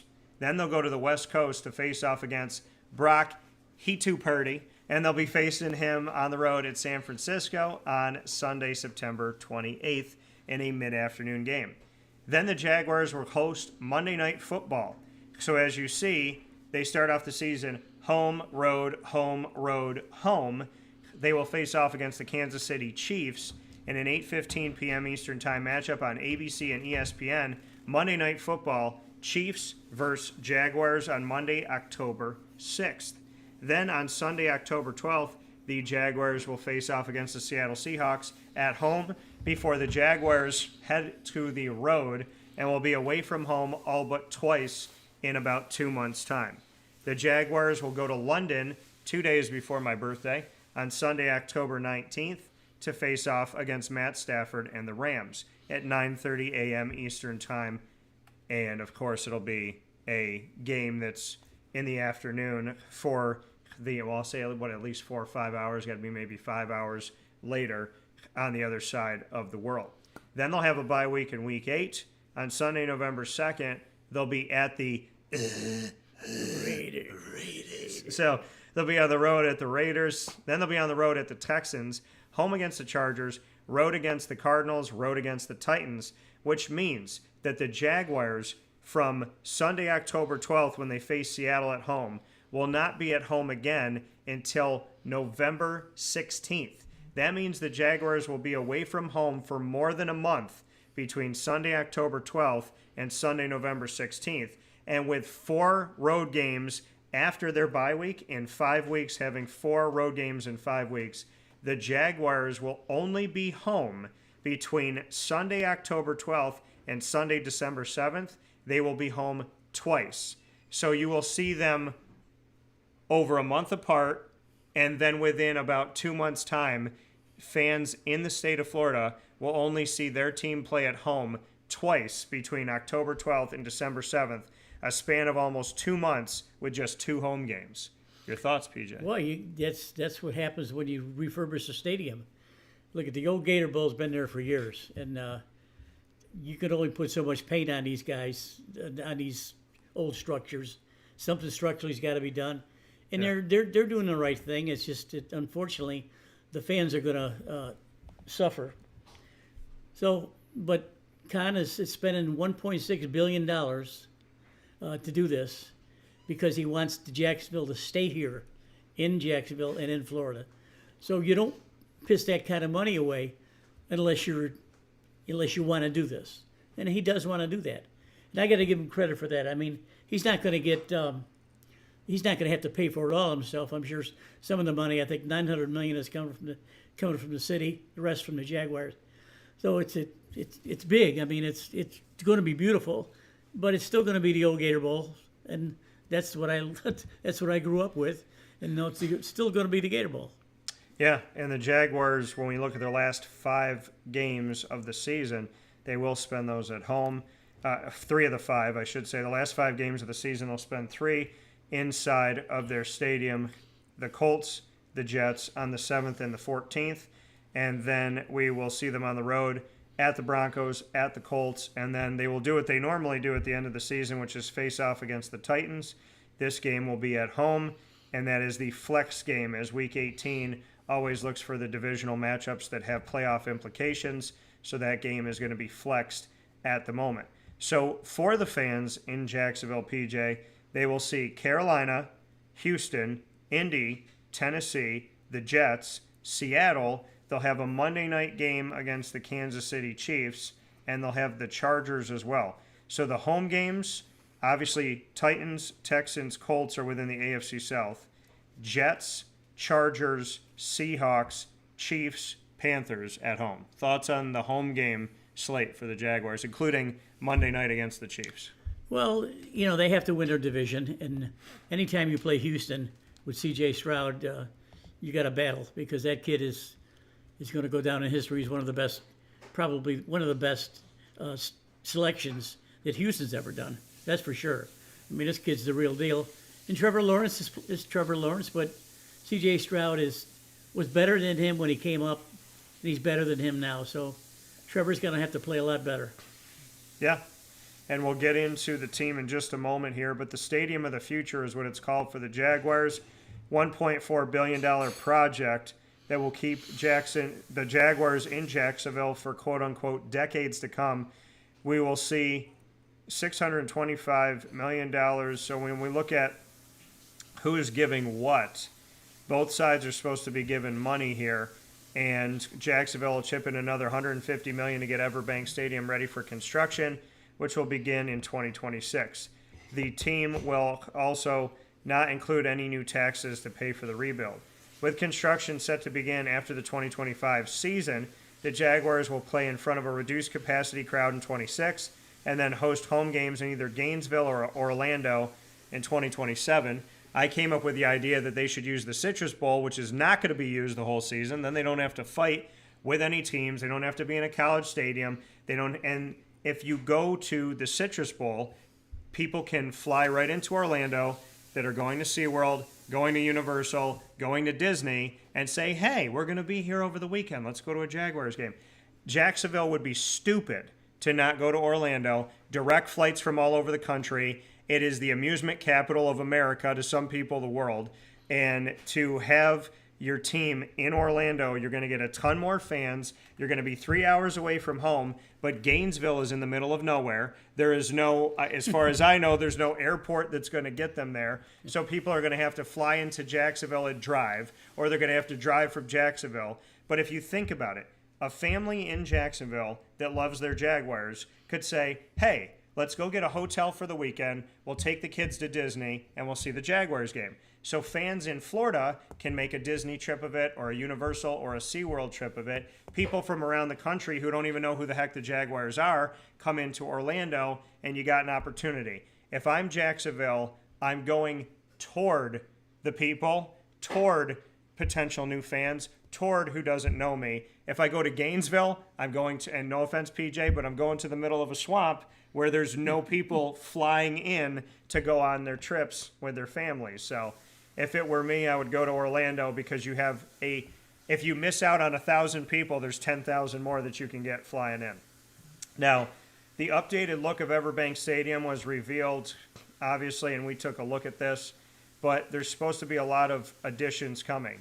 Shade on every seat, a 360-degree concourse, wider concourses, increased space for football operations, better vertical transportation, and they're going to replace their HVAC, plumbing, mechanical, and electrical systems in this deal. So we're excited about what this is going to look like. It is a renovation of the stadium.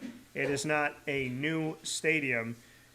It is going to be the stadium of the future, and they're going to be working on the grounds that they're at, because those of you like myself that have been to Jacksonville and seen the Jaguars play, you know that they have revamped the entire bay that's there. They have done so much work. They attached Daly's Place, where you can watch the games outside and go to concerts all throughout the year. That's attached right to the stadium, and they've done a lot of work to bring in hotels, to bring in more options for the city. They're putting housing units out there. They've changed the highway system. So for anybody who's thinking that the Jaguars were leaving Jacksonville, that was those of you that were seeing that they were losing, and seeing that, and I mean, honestly, people follow the bouncing ball. And unfortunately, there's a lot of people that will listen to what the media says without doing your own research. Well, if you're in Jacksonville seeing the millions of dollars being poured into not just the stadium, but the city itself, you would know that there is a team that wants to stay here for the long haul, or else why do all this stuff?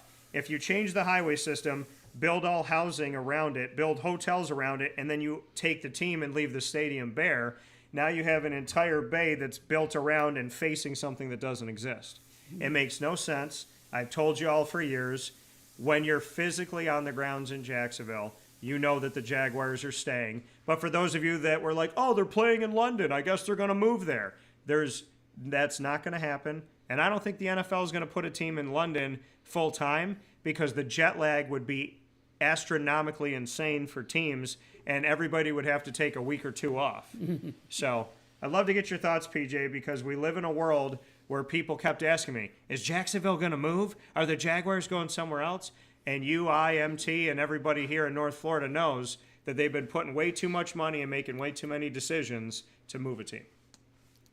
What you say is correct. I like the idea of the Citrus Bowl. That I hadn't thought about in recent memory. It is a good idea, and certainly, but there has to be something going on with that. I don't know, maybe the ownership of the Citrus Bowl doesn't want the Jaguars there. I don't know. Maybe financially they can't swing it, but it certainly is a viable way to go. This is something that Mr. Khan visualized when he first bought it. He knew that the Gator Bowl was old, and to his credit, he kept tweaking it and tweaking it and tweaking it. It's just like when you go to Tampa, you go watch the Rays over there. Yeah. The dome is awful, But every time we go there, they repainted this, they've done that. It's just a showcase, and that's what Mr. Khan has done with the Gator Bowl, and we need to support him with that, and I think we will. I like the idea of the shade all the way around. It's sort of like the soccer stadiums in Europe. you probably won't even get wet if the rain's coming straight down. I think it's going to be nice. It's not going to be the best stadium in the country, but it's going to be good for us, and I think the Jaguars will respond to it. Jerry said that the Super Bowl will be featuring burgundy and gold, as he is a Washington Commander fan. Oh, my goodness. So he believes in that. We'll see, Jerry. I feel good about them for sure. I had a dream last night that I was talking to my buddy Isaac Elford, who's also a Commanders fan, and I was speaking to him, and I think Jaden Daniels had started off the season. The team was 2-0, and I was talking to Isaac in my dream about Jaden Daniels. So we'll see. Now, looking at the Jaguars roster, they brought in a bunch of guys here, a lot of free agents. They brought in Robert Hainsey, who's a center. They still have Luke Fortner, who they drafted a few years ago out of Kentucky, out of the SEC. They brought in Patrick McCarry from the Ravens to help out in their guard position. They have Anton Harrison, who they drafted back at right tackle. Left tackle, looks like it's going to be Walker Little.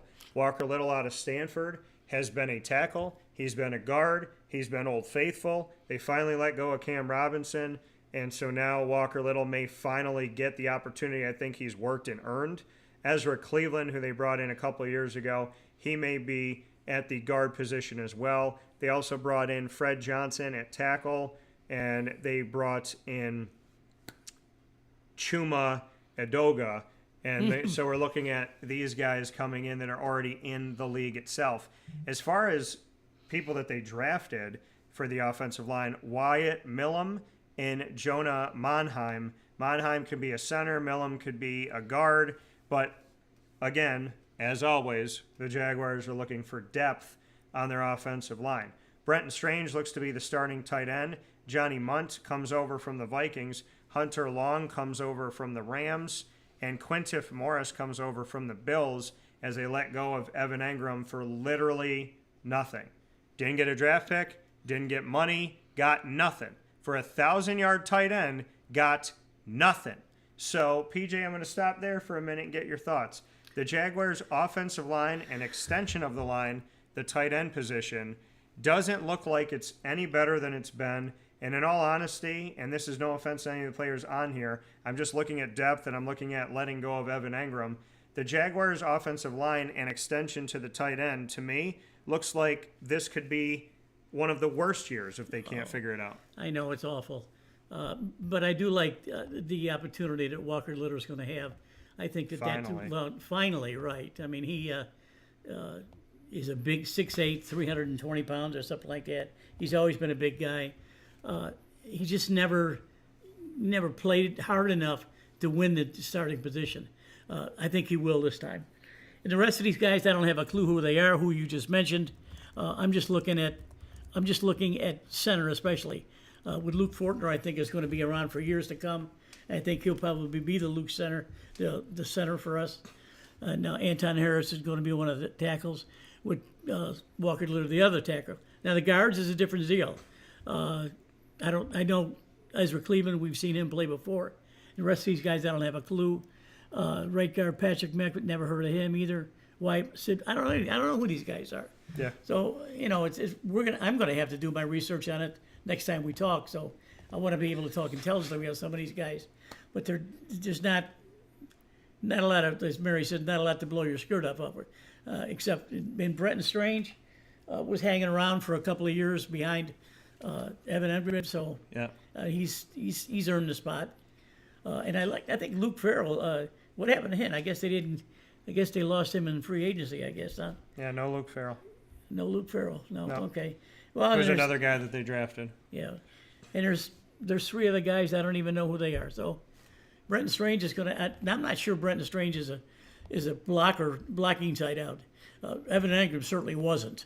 I mean, he was a good tight end, a good pass catching tight end. Yeah, he was a wide receiver essentially. Yeah, and Brenton Strange is going to have to block a lot. So I will talk to you about somebody that you do know about, and this is someone that I brought up multiple times. And over the last couple of years, I said, okay, well, they locked up this guy's contract, they locked up that guy's contract, here's the next guy. Then they didn't do it. Well, then they got this guy's contract, and they got that, and then they didn't do it. So Trevor Lawrence's contract gets locked up. Josh Hines-Allen gets locked up. Foye Oluokun gets locked up. But the man who's an unrestricted free agent next season, who's still in his rookie contract, who the team picked up a club option on a while back, that's going to be a cap hit of $6.143 million, is Travis Etienne Jr. The starting running back and former college teammate of Trevor Lawrence at Clemson does not have a new contract, PJ.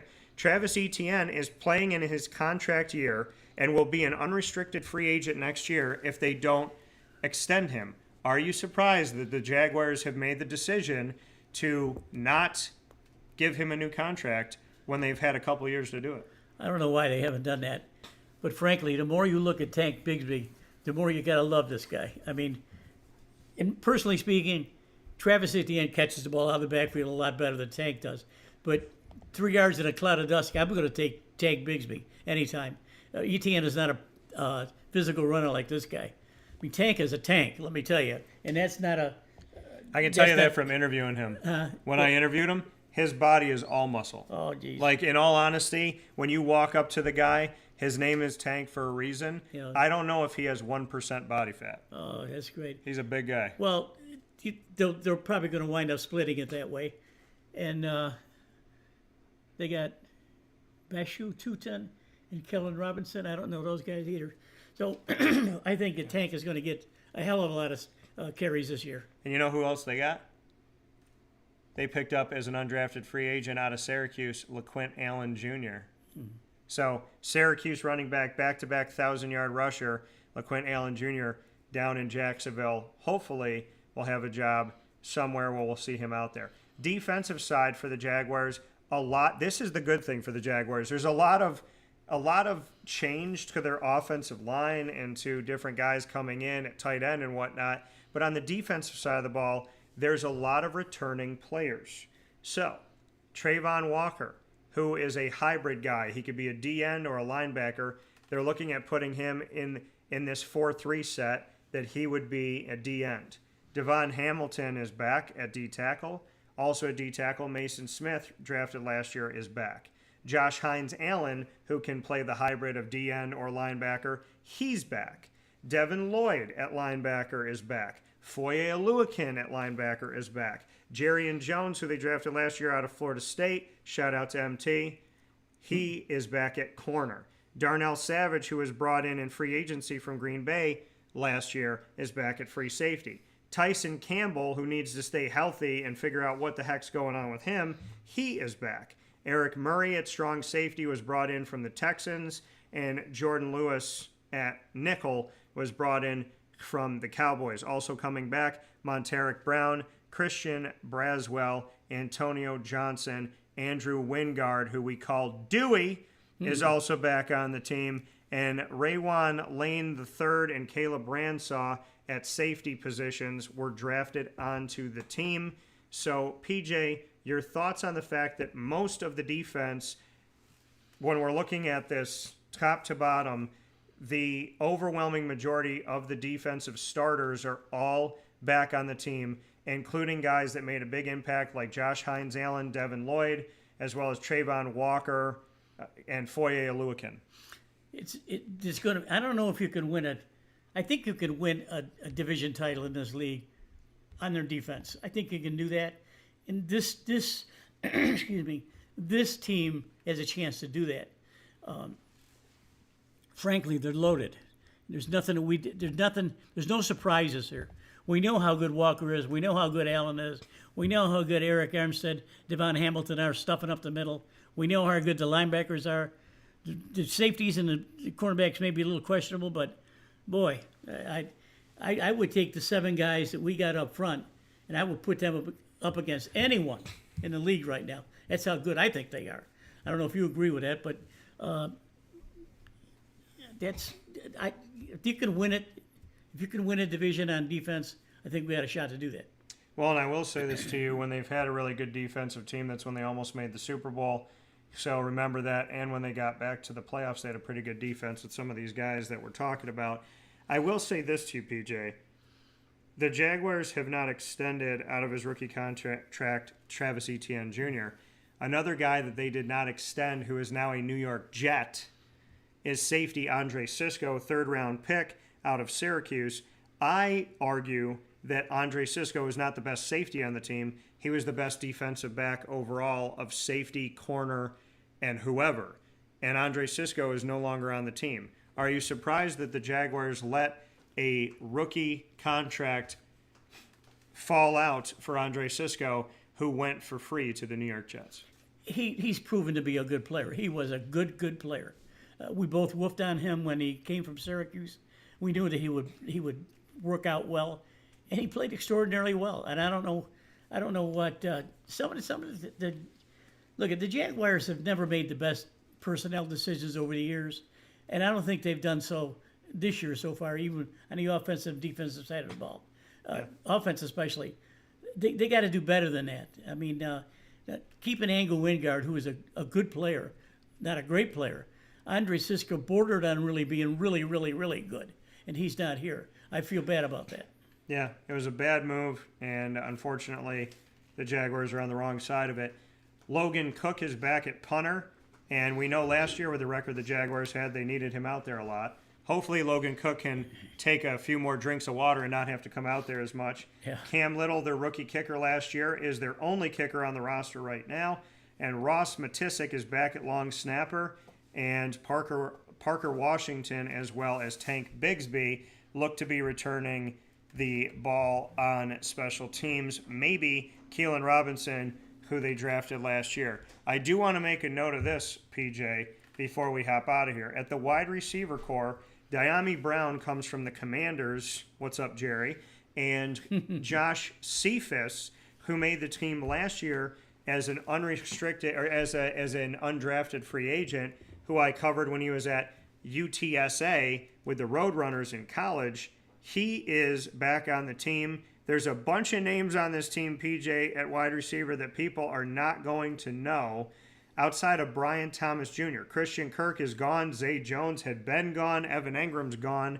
So, PJ, your thoughts on the fact that when we say Cephas and Trammell and Diami Brown and Lewis Reese Zametz and David White Jr. and Eli Pankel and J.J. Jones and Cam Camper and Darius Lassiter, these are all non-household names except for Brian Thomas Jr.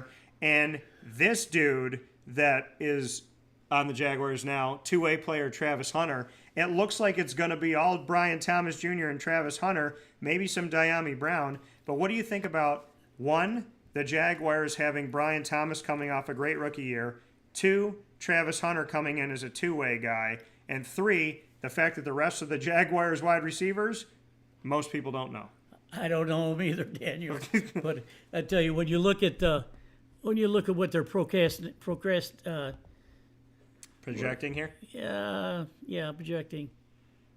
Anyway, he's going to be Travis Hunter is going to be projected as being a two-way player.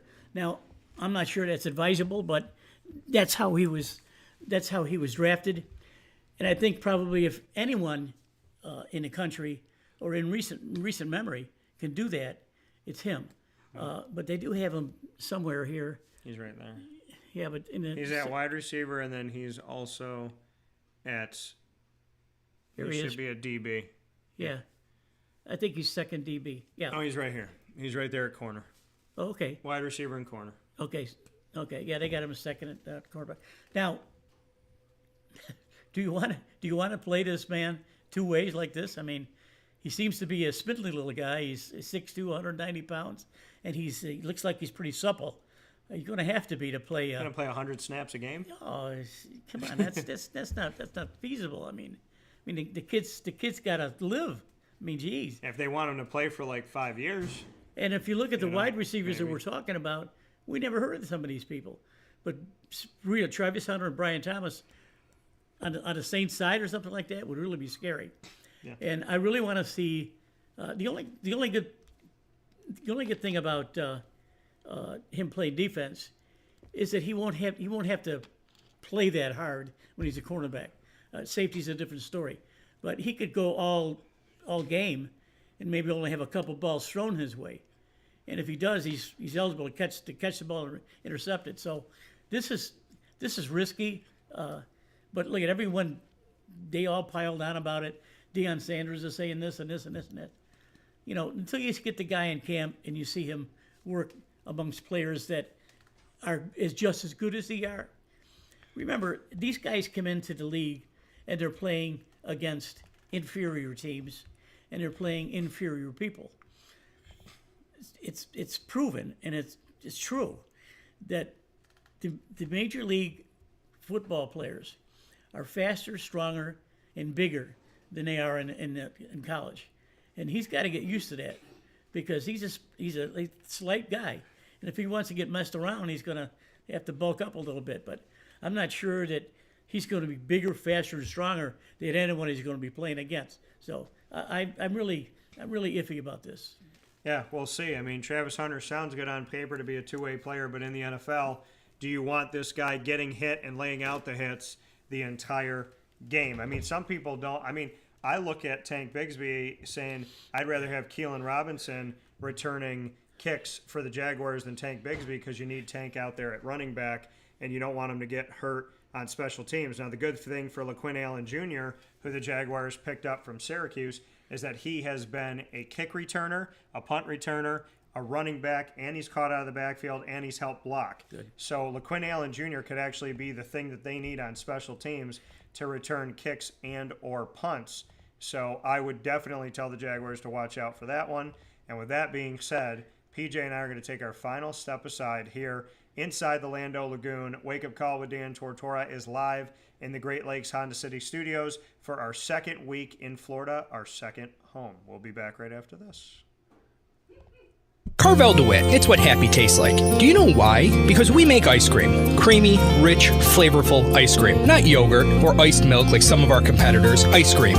Fresh, by hand, daily. For the calorie conscious, we have something new for you. Our new Carvelite. Same great flavor, creaminess, and texture of our regular ice cream with only 35 calories an ounce. So whether you want an ice cream cake, flying saucer, dasher, carvalanche, hard or soft ice cream, we will satisfy your craving with our fresh, handmade regular or new Carvelite ice cream. Carvel DeWitt. It's what happy tastes like. The Wildcat Sports Pub in Camillus, New York is located on 3680 Milton Avenue in the Home Depot Plaza. It is your family-friendly sports bar and restaurant. Folks, some sports bars aren't family-friendly. Some family-friendly restaurants are not sports bars. The Wildcat Sports Pub in Camillus, New York is proud to be both. It is that marriage that you've been looking for years. The Wildcat Sports Pub is your home base for your sports bar and restaurant needs, games for the kids, indoor and outdoor activities, and enough things on the menu to come back every single week and get to try something new. They're open Sundays from noon to 8 p.m., Monday through Wednesday, 11 a.m. to 11 p.m., and Thursday through Saturday from 11 a.m. to midnight. For reservations and party information, call 315-487-2222 for the Wildcat family-friendly sports pub and restaurant.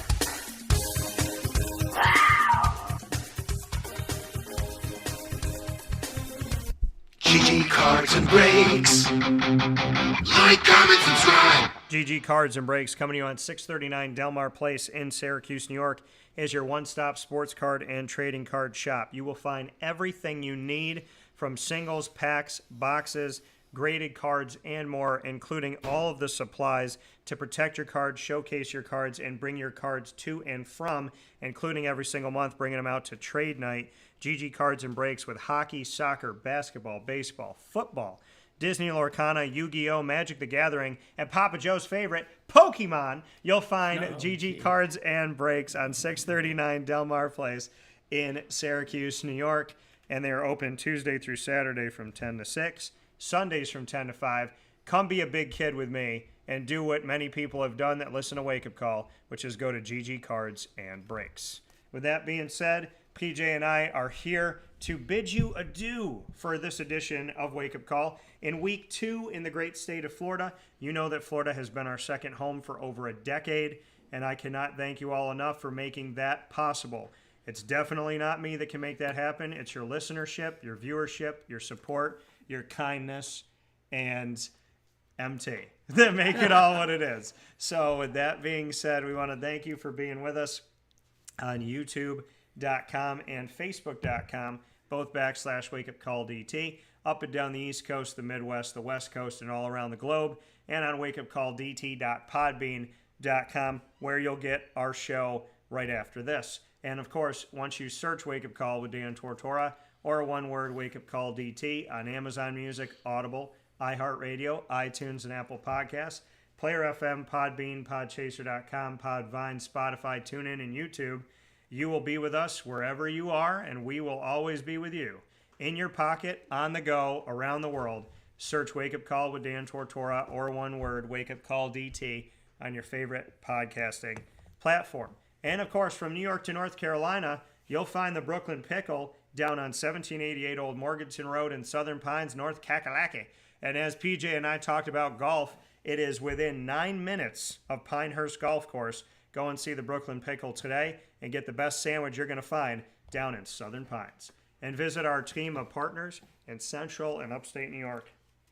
Great Lakes Honda City, Carvel DeWitt, the Wildcat Sports Pub, GG Cards and Breaks, Ma and Pa's, the snack capital of the world, Avicoli's, Servomation, Mother's Cupboard, Chick-fil-A Cicero, Canine Camp Dog Daycare, Pizza Man, Brian's Landing, and we are the exclusive multimedia marketing partner of your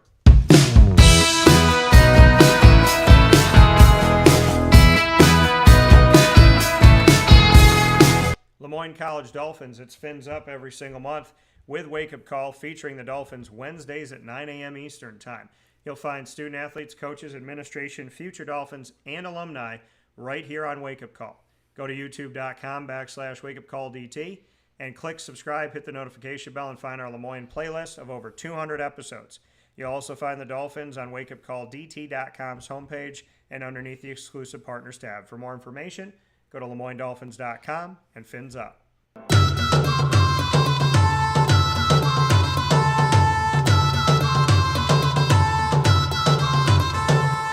The Bryan and Stratton College Bobcats of Syracuse are exclusive multimedia marketing partners with Wake Up Call with Dan Tortora.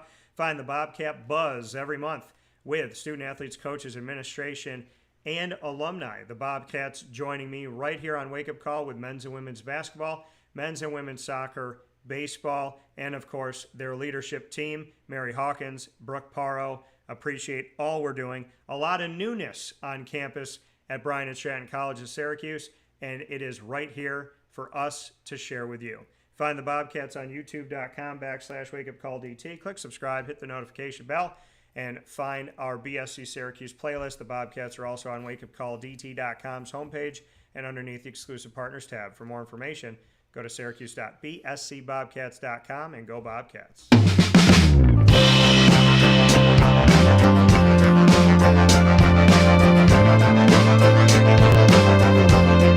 The Binghamton University Bearcats are exclusive multimedia marketing partners with Wake Up Call with Dan Tortora. Find those Bearcats every Tuesday during Bearcat Time at 10 a.m. Eastern Time worldwide. Student athletes, coaches, administration, and alumni join me right here to tell the story behind the B. Binghamton is on youtube.com/WakeUpCallDT. Click subscribe, hit the notification bell, and find our Binghamton playlist. The Bearcats are also on WakeUpCallDT.com's homepage and underneath the exclusive partners tab. For more information, including on their championship men's tennis team, softball team, and baseball team this year, championships on top of championships, go to BinghamtonBearcats.com and go Bearcats. PJ and I, as we hop out here today, I got a little surprise for PJ because I didn't know it until I saw it, and I want to share it with you. Today marks the 100th anniversary of Lou Gehrig stepping onto the field as a New York Yankee in the starting lineup for the first time. On June 2nd, 1925, Lou Gehrig became a Yankee starting player in Major League Baseball. So today and every day, we celebrate Lou Gehrig. We honor you, we appreciate you, and happy 100th birthday of the first time you started. And he was the luckiest guy in the world. Lou Gehrig. We'll talk with you all soon. God bless him. God bless you all. And as always, from the Great Lakes Honda City Studios, God bless, no stress. Do your best. Take care.